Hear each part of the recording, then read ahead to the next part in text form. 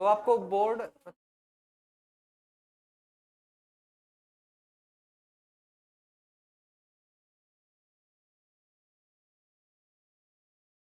हाँ बोर्ड अच्छे से विजिबल है आपको, क्योंकि हमने एक लाइट बंद कर दी है। ऑनलाइन बोलो यार, जल्दी बोलो। हाँ बढ़िया। तो चलते हैं ग्रेविटेशनल पोटेंशियल एनर्जी, ये क्या है सर? वर्क डन और एनर्जी के बारे में रिलेशन पढ़ा है थोड़ा थोड़ा, work done and potential energy याद आ रहा है? वर्क पावर एनर्जी में change in potential energy equals to work done, आया ध्यान? सिमिलर सा हम ऐसे याद रखते थे कि work done equals to energy, दोनों की यूनिट्स भी सेम होती थी। यानी कि मैंने आपको ग्रेविटेशनल पोटेंशियल में पढ़ाया था कि यहाँ पे work done per unit mass, एक बार फिर से, work done per unit mass, कोई डाउट नहीं? ठीक है, तो वर्क डन को क्या मैं पोटेंशियल एनर्जी बोल दूं एक बारी के लिए? ठीक है, voltage volt into potential into mass. ठीक है, तो यहाँ से मैं पोटेंशियल एनर्जी का मैंने एक काफी छोटी सी डेरिवेशन टाइप कर दी। ठीक है, मैं आपको जैसे जो क्लास 11th के हिसाब से डेरिवेशन कर करके हम फॉर्मूले डिराइव करते हैं वैसे वाले नहीं करवा रहा हूँ। ठीक है, क्योंकि हमें जरूरत भी नहीं है, ऊपर से टाइम भी नहीं है। बढ़िया, सिंपली मैं आपको यहाँ नेगेटिव साइन का बताना चाह रहा हूँ, क्योंकि इसमें स्टार्टिंग में कंफ्यूजन होती है कि सर ये कैसे नेगेटिव नेगेटिव कैसे आ रहे हैं। तो हमने देखा कि ग्रेविटेशनल पोटेंशियल नेगेटिव आ रहा है, मैंने आपको रीजन दे दिया था कि उनका जो वर्क डन है वो कैसा था, नेगेटिव था। है ना, ध्यान आ रहा है ना? ये मास था, यहाँ पे फोर्स ड्यू टू ग्रेविटी लग रही थी, काइनेटिक एनर्जी चेंज ना हो इसलिए मैंने एक और फोर्स, एक्सटर्नल फोर्स लगाई थी, एफ एक्सटर्नल। इसके द्वारा, एफ एक्सटर्नल के द्वारा जो वर्क डन था वो कैसा था, नेगेटिव वर्क डन था। ठीक है, और negative work work done it means potential energy भी उसकी क्या होगी, नेगेटिव होगी। कोई डाउट? कोई डाउट नहीं। ठीक है, और भी इसकी डेफिनेशन कह रहा हूँ, वेज है मेथड से समझाने की कि कैसे कैसे नेगेटिव आ रही है, बट मैंने थोड़ा इजीएस्ट मेथड आपको बता दिया है ऐसे। ठीक है, बढ़िया, कोई दिक्कत नहीं। चले आगे, करें क्वेश्चन इसके। Potential energy equals to minus of, ये है Em/r, ग्रेविटेशनल पोटेंशियल इनटू में मास, पोटेंशियल इनटू मास, मेरे पास क्या बन गया, पोटेंशियल एनर्जी। बढ़िया सर, यानी कि minus of Gm m1 m2 upon r, ये फॉर्मूला मेरे पास निकल के आ गया है ग्रेविटेशनल एनर्जी का। Energy possessed by a body due to its position in a gravitational field. समझे नहीं समझे? यानी कि अभी तक mgh पढ़ते आ रहे थे हम, यहाँ पे रखते हैं, छोड़ते हैं, तो यानी कि इसके अंदर एक एनर्जी स्टोर्ड थी। ठीक है, जो 9th क्लास में पढ़ते आ रहे थे कि हाँ सर पोटेंशियल एनर्जी स्टोर है, देन वो काइनेटिक एनर्जी में कन्वर्ट होती रहती है, टोटल मैकेनिकल एनर्जी सेम रहती है। ठीक है, चीजें पढ़ी थी हमने। बढ़िया, देन आ जाते हैं आसान आसान से क्वेश्चन।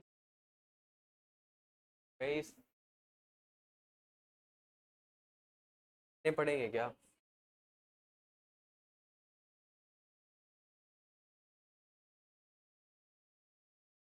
कोई नहीं, लिख लेते हैं फिर।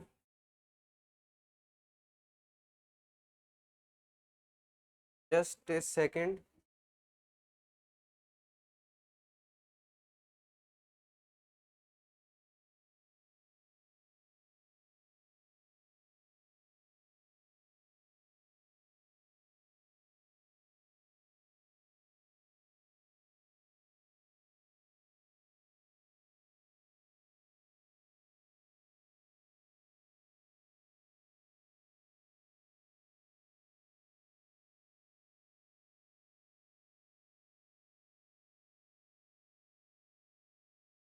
कोई नहीं, तब तक आप ये दूसरा क्वेश्चन करो, मैं क्वेश्चन निकालता हूँ।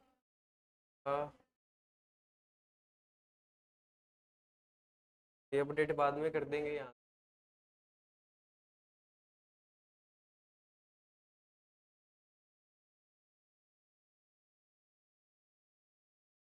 हाँ, पोटेंशियल एनर्जी पे नहीं है, आपका ग्रेविटेशनल फील्ड पे ही है क्वेश्चन ये। मास 6 के and R part. Locate the point where net gravitational field is zero. Locate the point where net gravitational field is zero. जल्दी से कर दो फटाफट. ओके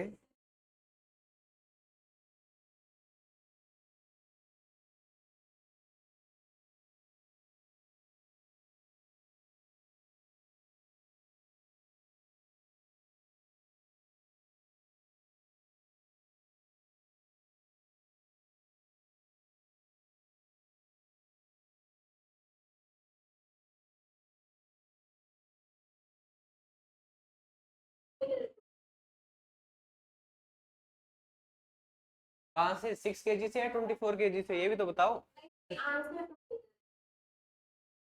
2 मीटर कहाँ से 6 kg से या फिर 24. तो 2 मीटर आधा दूर है. आपको स्पेसिफाई करना पड़ेगा. ठीक है क्योंकि मुझे नहीं पता कि आपने 2 मीटर कहाँ से लेट किया है. ठीक है तो आपको रेफरेंस भी देना पड़ेगा.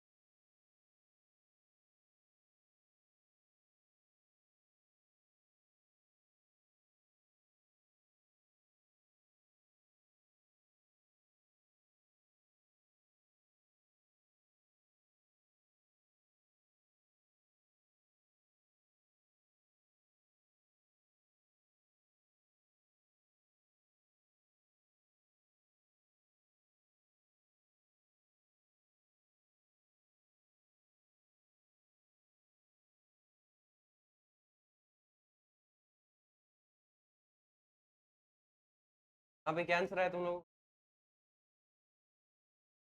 2 6 8 7 10 तो फ्रॉम 6 kg. हाँ अब आपका आंसर अच्छे से आपने सजा के बताया वरना बिना मेकअप के था. हाँ भाई.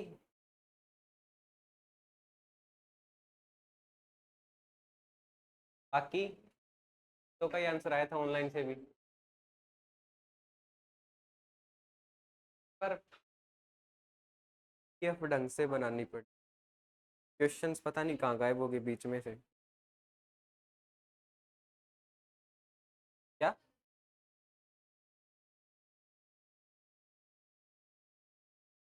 टेस्ट फिजिक्स का ना? हाँ जल्दी ही लेंगे. अभी मैं बना देता हूँ बस आपका टेस्ट एक बार. ठीक है टेस्ट जल्दी ही लिया जाएगा. वही हम गूगल फोन्स में जैसे जामिनी मैम लेती हैं ऐसे ही लेंगे. इसे बताओ आंसर आना चाहिए. Gravitational field E M by R square का अट्रैक्ट क्या मतलब हुआ? मास ये है यहाँ पे ऑब्जेक्ट है. मास ग्रेविटेशनल फील्ड डायरेक्शन में लगेगा ना. क्लियर. ठीक है mass is 6 kg and 24 kg. 6 kg ये रहा. 24 ये रहा. Then and locate the point where net gravitational field is zero. क्या मतलब है सिर्फ इसका थोड़ा सा डायग्राम के थ्रू समझाओ. तो मैंने बोल दिया. ठीक है ये लाइन है जो इनके सेंटर टू सेंटर ज्वाइन करती है. इनका हाँ 6 मीटर दे रखा है. बोलो बोलो.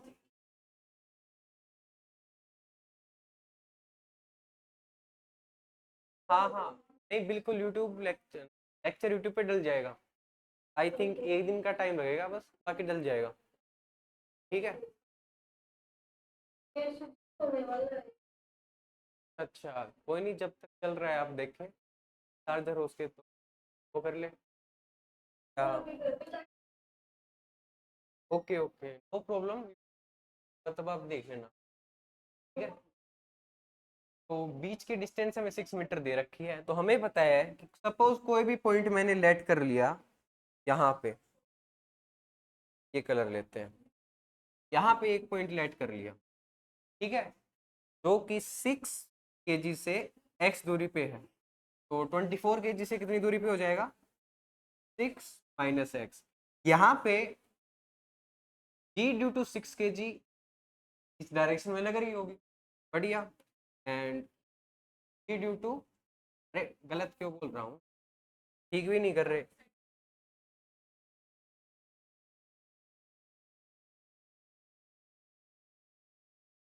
हाँ, यहाँ पे, ठीक है, small g due to 6 kg, small g due to 24 kg।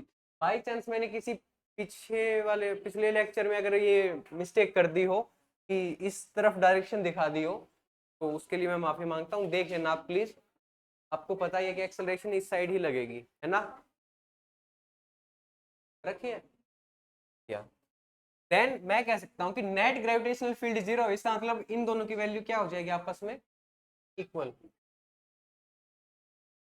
From 3, तो देखते हैं, चलो एक बार, ये भी आंसर, आंसर नहीं पता,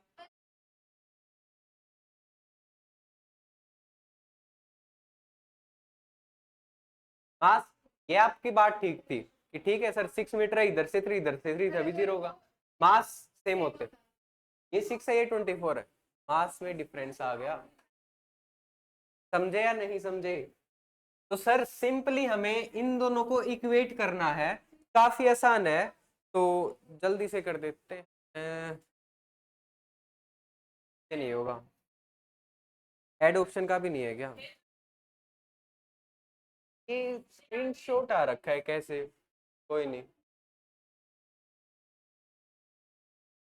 वरीज नो वरीज, हाँ, g due to 6 kg equals to g due to 24 kg, बढ़िया, कोई दिक्कत नहीं सर, मैंने एक्स पे मान रखी थी, एक्स का पॉइंट जो 6 kg से, एंड ये 6 - x था, बढ़िया, जी एम बाय में आर स्क्वेयर, एक्स स्क्वेयर, कोई डाउट, कोई डाउट नहीं, तो जी एम, एम की जगह इसका कौन सा था, 2 मीटर है, वेरी गुड, सही आंसर है,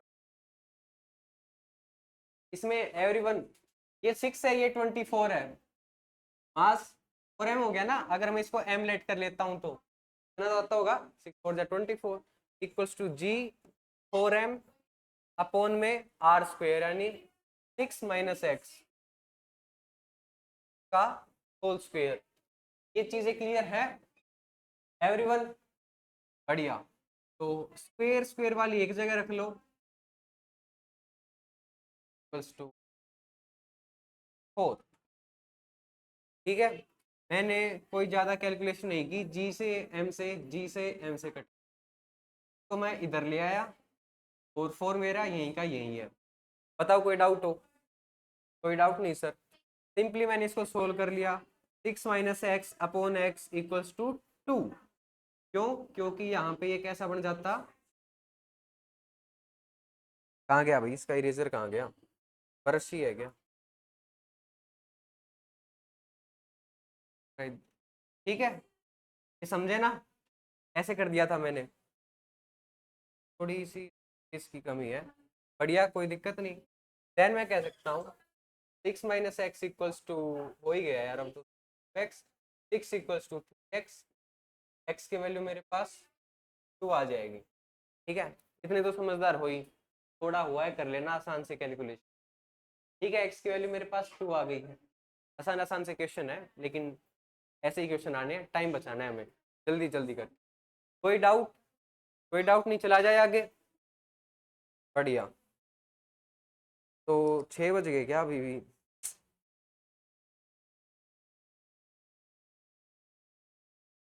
7 बजे तक मैंने, लेकिन पीडीएफ ढंग से बन के नहीं आई, क्या चक्कर है, तो हम थोड़ा पहले ही समाप्त करेंगे, 6:30 बजे तक। I hope. कहाँ गया?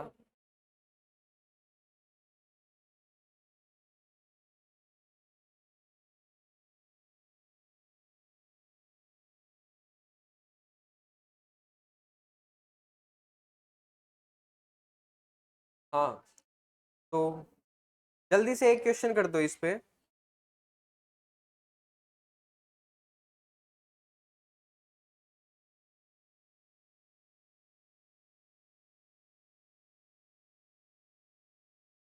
Question, two masses 2 kg and 4 kg, 2 kg and are separated by are separated by 2 meter. Find the gravitational potential energy. Find gravitational potential energy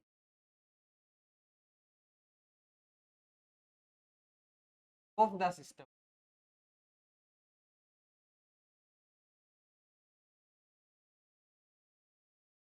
की वैल्यू तुम्हें ले लेनी है 11। बढ़िया, लग जाओ।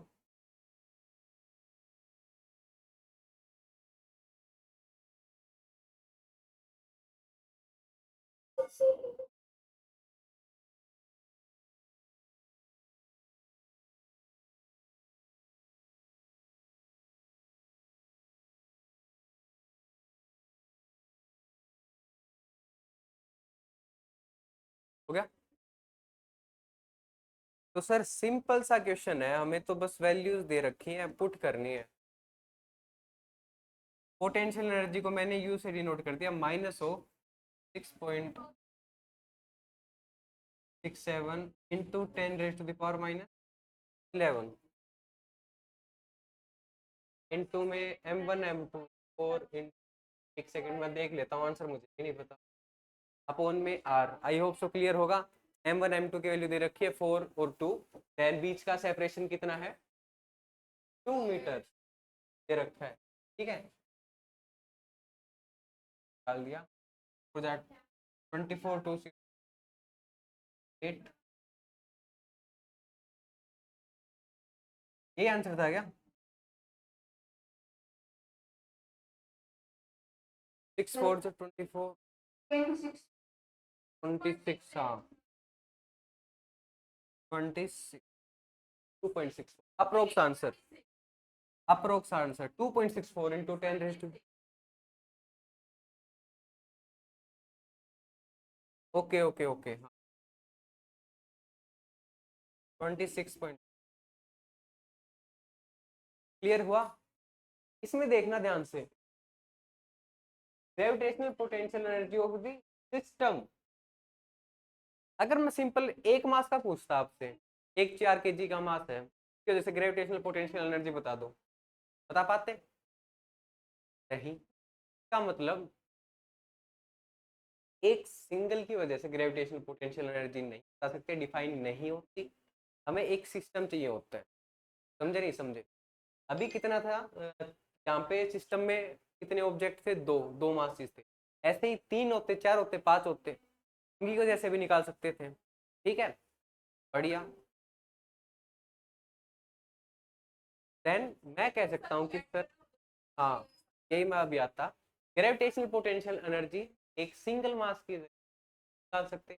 हमें एक सिस्टम चाहिए हो जिसमें एक से ज्यादा मासेस हो। बढ़िया। देन अगर मैंने दो बोले तो आपने ये फॉर्मूला लगा दिया। ठीक है, अगर सपोज मैं आप लोगों को कहूँ कि सपोज यहाँ पे 1 2 3 मासेस हैं, 4 kg, 2 kg एंड 1 kg। ठीक है, अब इस सिस्टम के द्वारा मुझे पोटेंशियल, ग्रेविटेशनल पोटेंशियल एनर्जी बताओ। तो सर कैसे, इसमें वेक्टर वगैरह बनाएंगे क्या? नहीं। क्यों? क्योंकि पोटेंशियल एनर्जी क्या है? नहीं है, स्केलर क्वांटिटी। ये भी चलो ठीक ही था सर, वेक्टर क्वांटिटी नहीं है वो, मैं भूल गई क्या था वो।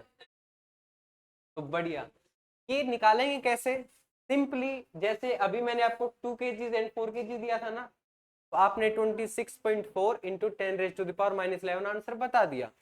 सेम टू सेम इन दोनों की वजह से हमने निकाल लिया, इन दोनों की वजह से निकाल लेंगे, इन दोनों की वजह से निकाल लेंगे। ठीक है, बढ़िया। यानी U1 U2 U3 तीन ग्रेविटेशनल पोटेंशियल एनर्जी आएंगी, तीनों को ऐड कर देंगे। ठीक है, सिंपल एडिशन नोट वेक्टर, हमारा आंसर निकल के आ जाएगा। क्लियर हुआ? पक्का? चला जाए आगे ऑनलाइन। जो मैं कहना चाहता था आप समझ गए? आगे चला जाए? बढ़िया, तो चलते हैं। टेंशन भी हो, acceleration due to gravity, acceleration due to gravity below and above the surface of the earth। ठीक है, केस 1 में मैं आपको बताता हूं। सबसे पहले मुझे बता दो, जैसे हम करते आ रहे हैं कि अर्थ है, मास m है,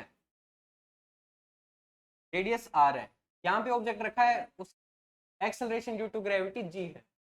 तो मैं ऊपर उठा के ले गया, यहाँ पे रख दिया, r डिस्टेंस दूर। ठीक है, फर्स्ट केस। ग्रेविटेशनल फील्ड, जो ग्रेविटेशनल फील्ड है g है, ये घटेगी या बढ़ेगी? r को मैंने बढ़ा दिया, g equals to m by R square होता है।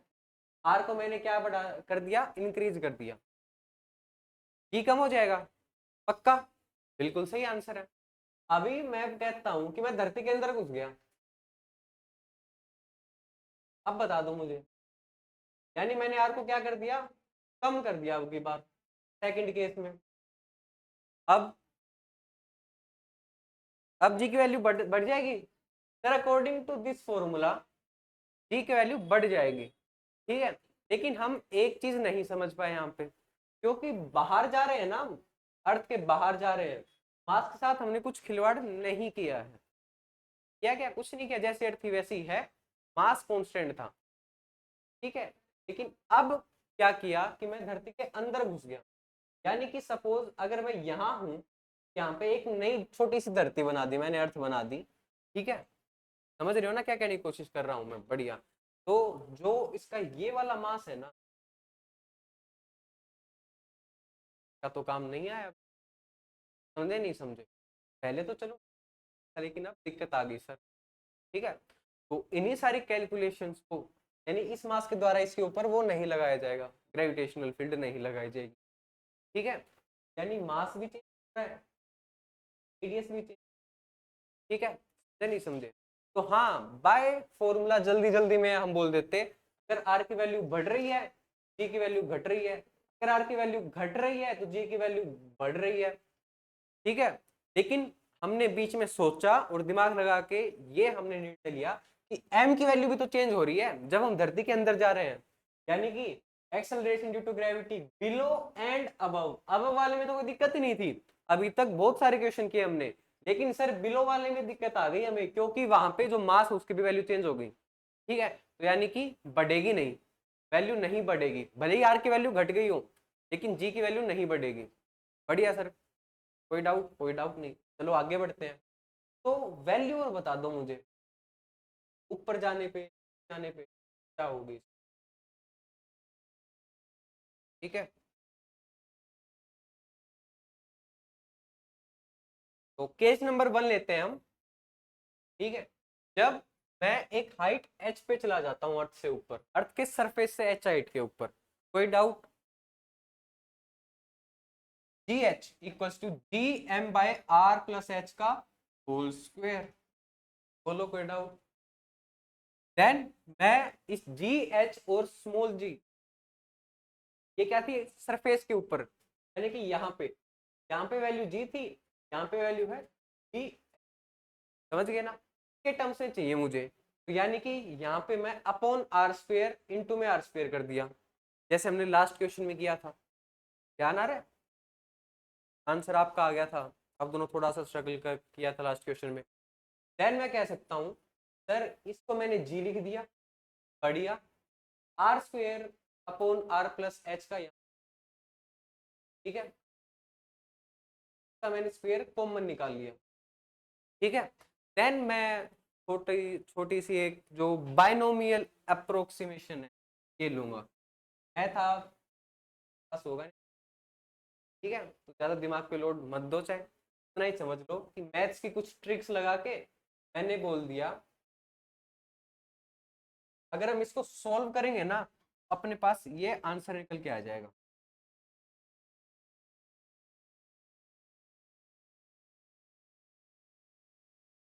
बताओ कोई डाउट? कैसे आ गया सर? बाइनोमियल अप्रोक्सीमेशन किया है।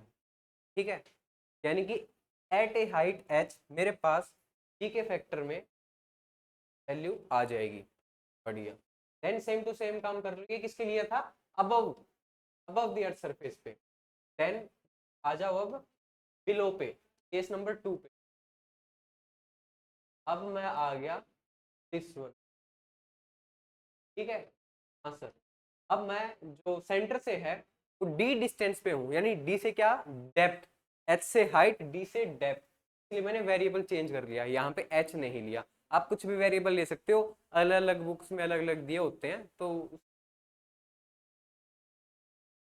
क्या मैं ये कह सकता हूँ जी एम बाय में आर माइनस डी का होल स्क्वायर? नहीं सर, अभी आपने बताया है ये भी तो चेंज हो रहा है, मास भी चेंज हो रहा है ना? तो इसकी वजह से नो, मैं इसको ऐसा फॉर्मूला नहीं, मास इज चेंजिंग।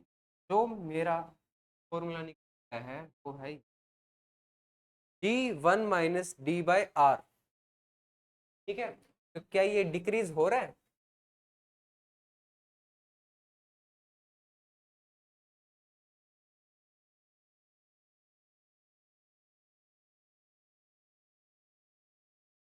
देखो 1 है, ठीक है, 1 माइनस में दिस कुछ ना कुछ वैल्यू आएगी, 0 पॉइंट समथिंग समथिंग समथिंग कुछ भी आ सकती है। 1 minus something equals to 0 point, suppose मैं ले लेता हूँ, इसकी वैल्यू मैंने सोल्व करके देखी किसी भी डी डेप्थ पे, 0.5 आ गई, 0.7 आ गई, 0.9 आ गई, 0.99 आ गई। यानी कि जी की वैल्यू क्या हो जाएगी? 0.99 जी मान ली मैंने, लेकिन है तो एक से कम ही, यानी जी से तो कम ही है ये। समझे नहीं समझे? यानी कि हाँ सर, आंसर हमारा डिक्रीज, आना तो इंक्रीज चाहिए था। ठीक है, नॉर्मली अगर हम सोचते कि मास कांस्टेंट है तो रेडियस घट गई तो जी बढ़ गई, है ना? प्रोपोर्शनल टू 1/r, रेडियस घट गई सर, बढ़ जाएगा। लेकिन ऐसा नहीं हुआ, डिक्रीज हुई। हाँ, इंक्रीज होनी थी लेकिन ऐसा नहीं हुआ, क्या होगी? डिक्रीज होगी उल्टा। बढ़िया, कोई डाउट? कोई डाउट नहीं? बढ़िया। कल मैंने क्वेश्चन चार्ट चार्ट के इन पे बनाए थे, वो समझ में आए नहीं। कोई नहीं, आई होप सो ये भी आपको चीजें क्लियर होंगी। ठीक है, यानी कि acceleration due to gravity below and above the surface of the earth का कंसेप्ट आपको क्लियर है। सिंपल दो फॉर्मूले थे। ठीक है, दो क्वेश्चन करोगे तो आपको ये याद भी हो जाएंगे। क्वेश्चन मैं कल कराऊंगा। आगे चलते हैं। कल, कल नहीं है, कल मेरी जे नीट में। ठीक है, बाकी हम कोशिश करेंगे कि एक्स्ट्रा क्लासेस रखें, कल तो नहीं बाकी। हाँ पक्का, आज आपको एक्स्ट्रा क्वेश्चंस मिल जाएंगे इनके। ठीक है, मॉड्यूल का भी तो केपलर्स लॉज, इनके भी क्वेश्चन कहाँ गायब हो गए? खाली केपलर्स लॉज। बढ़िया। क्या हुआ देखो, अब हमें पढ़ाया जाता है कि धरती जो है सूरज के चारों ओर चक्कर लगाती है। बढ़िया, पहले से पता था हमें। ठीक है, साइंटिस्ट को भी ये पता लगा। देन साइंटिस्ट ने एक्सपेरिमेंट्स की, ठीक है, मोशन को ऑब्जर्व किया। तो केपलर साइंटिस्ट थे, न्यूटन ने ग्रेविटी के बारे में काफी कुछ जाना समझा, रिसर्च की। वैसे ही केपलर्स ने describes how planets move around the sun, यानी प्लेनेटरी मोशन को जाना समझा रिसर्च की, और हमें 3 लॉज दे दिए। जैसे एनएलएम में 3 लॉज थे, न्यूटन चाचा ने दिए थे, वैसे ही ये दूसरे आ गए उसके। बढ़िया, 3 लॉज थे। पहला लॉ आ जाओ, लॉ ऑफ इलिप्स। इलिप्स क्या होता है? ये शेप, ठीक है, ओवल टाइप से। एक तो क्या क्या, लिपस्टिक शेड। इलिप्स देखो आप, क्या सर्कल लग रहा है ये? नहीं, सर्कल को हमने ऐसे पिचका दिया बीच में, ठीक है, तो ये एक नई शेप बन के आ गई, इलिप्स शेप। बढ़िया। Every planet moves around the sun in an elliptical orbit.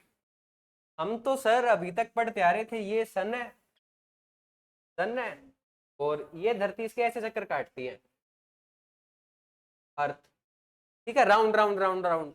लेकिन वो बच्चों वाली बात थी, अब आप बड़े हो गए हो, अब आप 12th पार कर गए हो, ठीक है, अब आपको इटली में एमबीबीएस भी करने जाना है, तो वहां जाके इंडिया का नाम मत डुबाना। Every planet moves around the sun in an elliptical, elliptical pronunciation देख रहे, तो मैं कह सकता हूँ कि पहले लो के हिसाब से मुझे ये मेन बात पता लग गई। Then sun is located at one focus of the ellipse, not at centre. Circle का तो क्या होता है, सेंटर होता है एक, है ना, ये वाला सर्कल, ये लो, हाँ, इसका सेंटर हो गया। अब मैं यहाँ कहता हूँ, क्या इसका कोई सेंटर हो सकता है?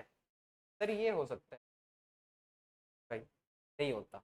ये क्या होते हैं, दो फोकस होते हैं, दो सेंटर मान लो चाहिए, एक तो यहाँ पे, एक यहाँ पे।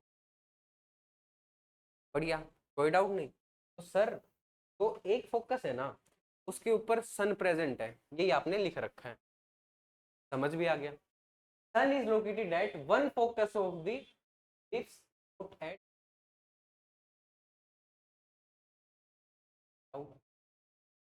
कोई डाउट नहीं, चला जाए आगे। फर्स्ट लो क्लियर है?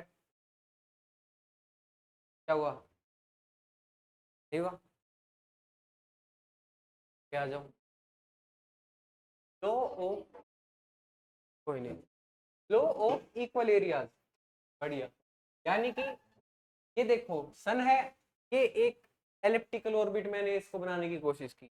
देन मैंने क्या किया कि ठीक है, ये दो पोजीशंस ले ली हैं प्लेनेट की, यहाँ पे दो पोजीशन, ठीक है, तो ले ली। यहाँ पे इंटरवल मैंने सेम लिया, एवरीवन, यहाँ पे इंटरवल सेम लिया, यहाँ पे इंटरवल सेम लिया, तो मुझे पता लगा, तो line joining a planet and sun sweeps out equal areas in equal intervals of time. ठीक है, बात क्लियर हुई है? इंटरवल सेम है, देन मैंने इनके जो एरियाज को स्टडी किया, तो मुझे पता लगा इक्वल एरियाज दे रहे हैं सेम टाइम में। Planet moves faster when it is closer to the sun. इससे हमें ये एक अलग से पॉइंट निकाला, कैसे कैसे इसमें दिमाग लगाया, सोचना थोड़ा सा। ये दूर दूर है, यहाँ पे बड़ा सा एरिया आ गया, ठीक है। अब यहाँ पे भी अगर सपोज ये इतना ही जो बीच का डिस्टेंस रखते, है ना, अगर इतना ही रखते, एरिया इतना साथ था, लेकिन एरिया तो हमें क्या चाहिए, सेम चाहिए। इसका मतलब मुझे इनके बीच की डिस्टेंस ज्यादा लेनी पड़ेगी, ठीक है। डिस्टेंस ज्यादा तो यानी कि टाइम तो कांस्टेंट ले रखा है हमने, distance is equal to speed into time. समझे नहीं समझे? टाइम तो सर कांस्टेंट है, इक्वल टाइम इंटरवल ले रखा है, ठीक है, और डिस्टेंस दोनों की भी इक्वल है, क्योंकि हमने जो फर्स्ट पॉइंट है उसी में देख लिया, ये इक्वल एरियाज। तो मैं कह सकता हूं कि दोनों की स्पीड में डिफरेंस आ रहा है, यानी जब पास में है ना, तो जल्दी जल्दी जल्दी जल्दी भाग जाएगा, मैक्सिमम एरिया कवर करने की कोशिश करेगा, ठीक है, क्योंकि उसका यहाँ से जो एरिया होगा वो काफी कम होगा, इसलिए उसको ये वाले जो डिस्टेंस है वो ज्यादा ट्रेवल करना पड़ेगा। तो इसका मतलब जब वो पास में है, moves faster when it is closer to the sun। कोई डाउट? कोई डाउट नहीं। जो दूर है तो वो क्या कर रहा है, स्लो स्लो मूव कर रहा है, उसको कोई जल्दी नहीं है, उसके पास ऑलरेडी इतना गैप है, जिसकी वजह से जो एरिया है वो काफी काफी उसको ज्यादा मिल रहा है, ठीक है। यानी कि sir, a line joining a planet and the sun sweeps out equal areas in equal intervals of time। ये लाइन क्लियर हुई? मुझे डाउट रहता था इसमें मेरे 9th साइंस में ये कंसेप्ट आते हैं ना सारे वहां पे, तो आई होप सो आप लोगों को नहीं होगा। पक्का ऑनलाइन एक बार फिर से बताया जाए, क्या नहीं आ गया समझ? बढ़िया, तो चलते हैं आगे। हाँ कर लो, नोट कर लो यार, मैं आपको पीडीएफ भी शेयर कर दूंगा अभी जस्ट, चाहे तब करते रहना।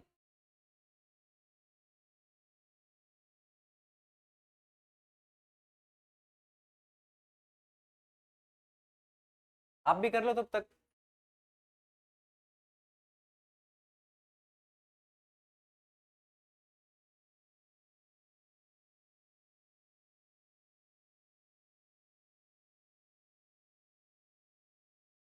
डन।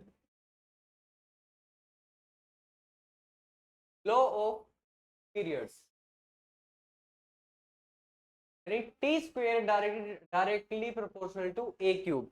ठीक है, अब सिर्फ हमें समझना है इसमें ए क्या है, टी क्या है, समझते हैं। टी है सर ऑर्बिटल, यानी कि time taken to complete one revolution. ये प्लेनेट है, एक रिवॉल्यूशन कंप्लीट किया, कितना टाइम लेगा? टी टाइम लेगा। ठीक है, यानी कि orbital period, orbital time. Then a क्या है sir? Semi major axis. Tips है, एक फोकस से के एंड पॉइंट तक, ये कौन सी हो जाएगी? सेमी मेजर एक्सिस, के माइनर वाली। क्लियर हुआ ये? पक्का? सेमी मेजर एक्सिस को मैंने ए बोल दिया, यानी जो टाइम का स्क्वायर है डायरेक्टली प्रोपोर्शनल, समझे? यानी कि सपोज अलग अलग प्लैनेट्स हैं अपने, ठीक है, जिसका ये एक्सिस ज्यादा होगा उसका टाइम पीरियड भी कैसा होगा? ज्यादा होगा। यानी कि सपोज हमसे कोई काफी दूर प्लेनेट है, कौन सा है? जुपिटर दूर है ना हमसे, कौन सा भी मान लो यार, नेपच्यून, हाँ। देन मैं कह सकता हूँ कि वो ज्यादा टाइम लेगा।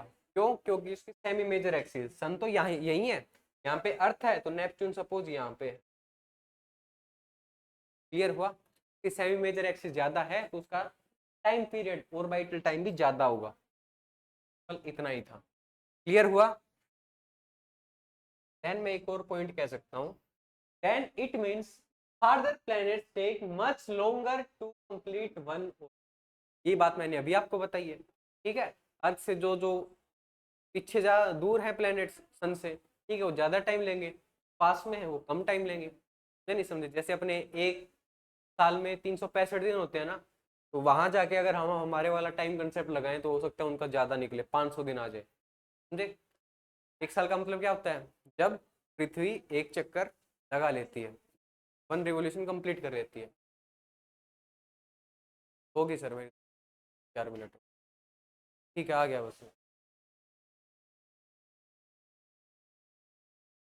है ना Kepler's laws, Kepler laws. Clear हुए? I hope so. थोड़ी क्वेश्चन प्रैक्टिस और कर लेंगे इन पे, मैं लेके तो आया था क्वेश्चन, भाग गए, कर गए आप, तभी के तभी सोल्व कर देते हो ना। सारे कंसेप्ट आई होप क्लियर हो गए होंगे। Oh escape speed vital, escape पे आ जाओ जल्दी। हाँ, minimum speed an object must have to escape the gravitational pull. आगे भी ध्यान से सुनना। Without any further propulsion. क्या होता है प्रोपल्शन? यानी कि रॉकेट है, ठीक है, मैंने उसको कुछ ना कुछ इनिशियल वेलोसिटी दे दी, इनिशियल वेलोसिटी मैंने ऐसे फेंक के मारा रॉकेट को, ठीक है, उसमें कोई भी इंजन नहीं है, सिंपल अपने खिलौने वाला रॉकेट है, तो क्या होगा? कुछ टाइम के बाद वापस नीचे गिर जाएगा, ये तो होगा, ठीक है। लेकिन जो हमारे सपोज इसरो वगैरह है, रॉकेट लॉन्च करते, तो क्या होता है, नीचे काफी बड़ा इंजन होता है, काफी थ्रस्ट पैदा करता है और वो स्पेस में चला जाता है। ठीक है, यानी वो क्या, प्रोपोल्शन उसको बोलेंगे। थ्रस्ट पैदा कर रहा है, स्पेस में जा रहा है, टाइम टू टाइम उसको इंजन एनर्जी प्रोवाइड कर रहा है, एक्सेलरेशन प्रोवाइड कर रहा है, फोर्स लगा रहा है। समझे नहीं समझे? क्लियर है? क्या हो कि मैं आपको बोलूं कि कोई ऐसी स्पीड बताऊं मुझे कि ये पेन है या फिर कोई भी रॉकेट है कि मैं उसको इतनी तेजी से फेंक के मारूं, ठीक है, यानी उसको मैं इनिशियली इतनी स्पीड दे दूं कि उसको बिना किसी प्रोपल्शन के या बिना किसी थ्रस्ट वगैरह के और कोई फोर्स के सीधा वो बाहर निकल जाए, ग्रेविटेशनल पुल से बाहर निकल जाए। समझ रहे हो नहीं समझ? उस स्पीड को मैंने क्या बोल दिया? Escape speed. नाम से ही पता लग रहा है ऑब्जेक्ट या मास क्या कर गया, एस्केप कर गया ग्रेविटेशनल पुल से। बढ़िया, यही बातें मैंने इंग्लिश में लिख दी। Minimum speed an object must have to escape the gravitational pull without any further propulsion. कोई डाउट? कोई डाउट नहीं? तो ऐसी स्पीड निकाली साइंटिस्ट ने, ये निकल के आई। बीई क्या है? एस्केप स्पीड या फिर एस्केप वेलोसिटी ना। डायरेक्शन तो चेंज हो ही नहीं रही, स्पीड और वेलोसिटी सेम मान लेंगे। अंडर रूट 2g m/r, ये वैल्यू निकल गई। नहीं समझे? m की जगह मैंने मास ऑफ अर्थ, r की जगह मैंने रेडियस ऑफ अर्थ रख दिया, तो मेरे पास अर्थ की एस्केप स्पीड निकल के आ गई। मतलब कि अगर मुझे इस पेन को अर्थ के ग्रेविटेशनल पुल से स्पेस के अंदर भेजना है तो मुझे 11.2 किलोमीटर पर सेकंड, ठीक है, 11.2 किलोमीटर पर सेकंड की स्पीड उसे प्रोवाइड करनी पड़ेगी और वो भाग जाएगा। ठीक है, उससे कम में नहीं, वापिस धरती पे आके गिर जाएगा। कोई डाउट? कोई डाउट नहीं? अभी मैं अगर आपको बोलूं कि मुझे जी की टर्म्स में बताओ, small G acceleration due to gravity, तो आपने क्या किया? आर से मल्टीप्लाई एंड डिवाइड कर दिया इस वन। कोई डाउट? बढ़िया सर, आसान नोटेड। देन आ जाओ क्वेश्चन है, इस पे आसान से क्वेश्चन है, ये आप ट्राई करोगे। एंड ऑर्बिटल वेलोसिटी पे, ऑर्बिटल ऑर्बिटल वेलोसिटी ये क्या है? ऑर्बिट पता ही होगा क्या होता है ऑर्बिट? जो पाथ, यानी कि कोई भी प्लेनेट सन के अराउंड घूम रहा है ना, ठीक हो, उसी पाथ को हमने बोल दिया ऑर्बिट। ठीक है, एटम्स में भी देखा था हमने, इलेक्ट्रॉन न्यूक्लियस के बाहर घूमते हैं, उसकी ऑर्बिट बोला था। देन मैं कह सकता हूँ कि जो मिनिमम ऑर्बिटल वेलोसिटी है वो क्या होगी? Root m/r+h। समझिए पक्का? कैसे आई ये काम? चलो, है तो आसान सा ही, लेकिन कल देते हैं आपको, टाइम नहीं बचा अभी प्रूफ भी। लेकिन सिंपली हमने ये देख लिया, सपोज किसी h डिस्टेंस पे कोई सैटेलाइट है, ये क्या है? अर्थ है।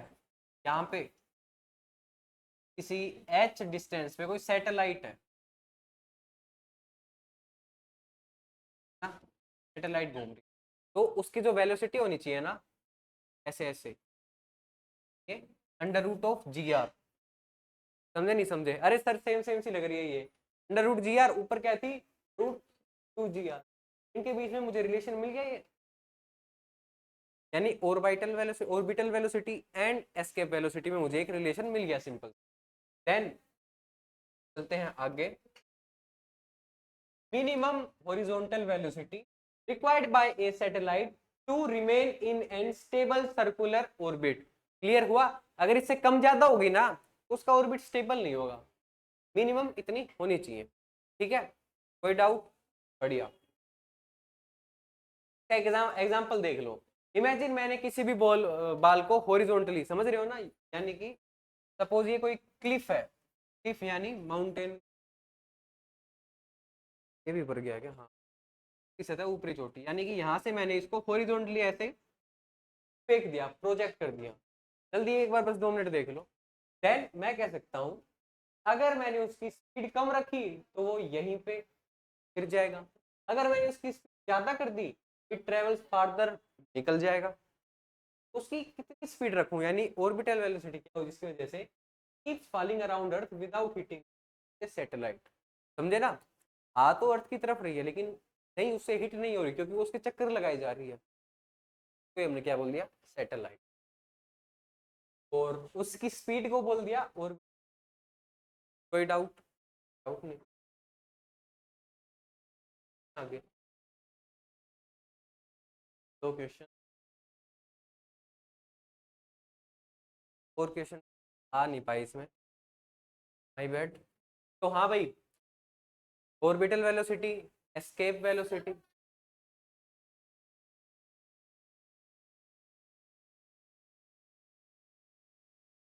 हो जाएगा आपका 23 या 30। हाँ, तो भाई हमने 3-4 यूनिट तो कवर कर ही ली, तो करेंगे जल्दी। वो आपकी छोटी भी है, ठीक है, क्योंकि आपको स्टार्टिंग में लगा ही होगा, जब आपने 11th में काइनेमेटिक्स वगैरह शुरू किए थे तब काफ़ी टाइम लग रहा था। देन उनके कंसेप्ट आगे यूज़ हो रहे थे, तो हमें उतना टाइम नहीं लगा उनमें। एग्री कर रहे हो या फिर ये सोच रहे हो सर तो बहाना दे रहे हो? वैसे एक्सपीरियंस क्या हुआ, 11th में और 12th में 11th के कंसेप्ट रिपीट हो रहे थे। जैसे जो ग्रेविटेशन पढ़ा रहा हूँ, सेम टू सेम इलेक्ट्रोस्टैटिक है। इसमें मैं बताऊंगा नहीं इतना आप लोगों को, हर एक चीज़ें आपको पहले से आती होंगी वो, समझे? तो आज के लिए इतना ही। मैं ये पीडीएफ शेयर कर रहा हूँ, क्वेश्चन करना। ऑर्बिटल वेलोसिटी, एस्केप स्पीड और बाकी के जितने भी हैं इसमें एक बार फिर से लगा लेना क्वेश्चंस तो, ठीक है। और बाकी के भी मैं कोशिश करूंगा जल्दी से जल्दी आपको भेज दूँ, अभी आज आज मैं भेज दूंगा, ठीक है। तो आज के लिए इतना ही। मैं पीडीएफ शेयर कर रहा हूँ, एवरीवन लगा के आना क्वेश्चन। डाउट पूछूंगा मैं कल सीधा, कराऊंगा नहीं अरे। हाँ, नेक्स्ट चैप्टर, नेक्स्ट चैप्टर है अपना ग्रेविटेशन से अगला।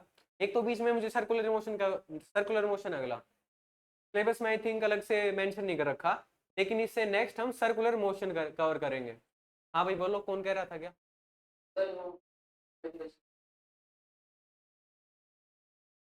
ठीक है, मैं बोलता हूँ मैनेजमेंट को जल्दी से जल्दी वो भेज दे, बोला भी था मैंने पहले भी।